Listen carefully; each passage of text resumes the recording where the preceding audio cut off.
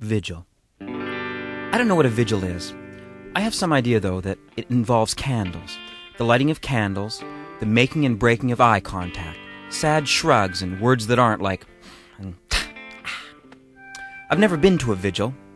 I've never been to a funeral. Well, I've been to some bad parties that people said reminded them of funerals. The closest thing to a vigil? 3 turtles I flushed down the toilet in 1973. A vigil isn't even a funeral. It's like going to a drive-in with no screen. And I've never been to a bad party that people said reminded them of a vigil. We all get through life scathed and unscathed in our own ways.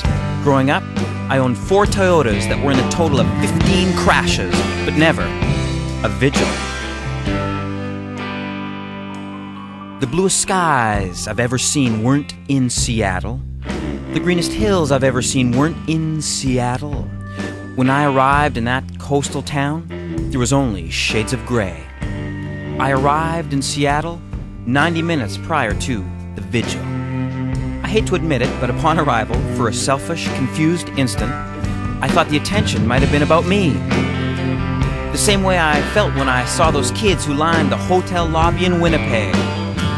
I thought to myself, oh great, I've got to go through a gauntlet of hockey-jacketed teens holding pans, screaming, my pan, my pan. But they were not there for me. They did not return my fake smile. They were there for the king and the big LA Kings bus that pulled up minutes after our van. The hockey players got out, suits on, broken noses, farm-born millionaires. And last came Gretzky. Little, long hair, alone and powerful, like Mother Teresa must have looked in her 30s. Our Seattle van driver told me a good place to eat steak, and they'd driven Kurt on New Year's Eve, and that he was really messed up. But they always say that.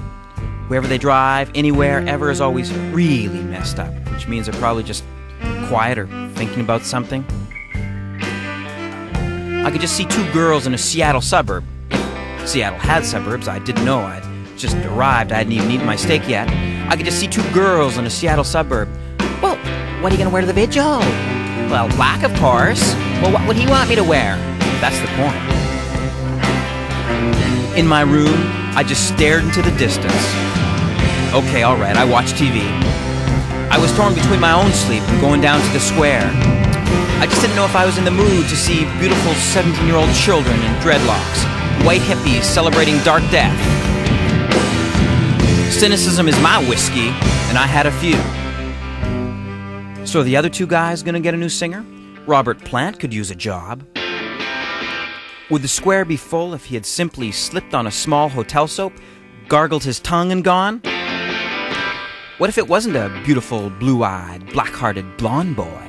What if it had been someone like Aaron Neville? Don't get me wrong, someone sad and crazy had done something hideous and left a lot of stronger people behind. There was not a lot else to be said.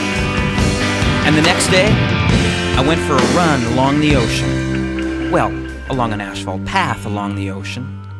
And 20 minutes in, I stopped beside some wood, you know, planks, that someone had made to spell, bye, Kurt. I took a breath, looked up at Seattle, and wondered, what didn't he see? And if I've ever been to a vigil, I guess that was it.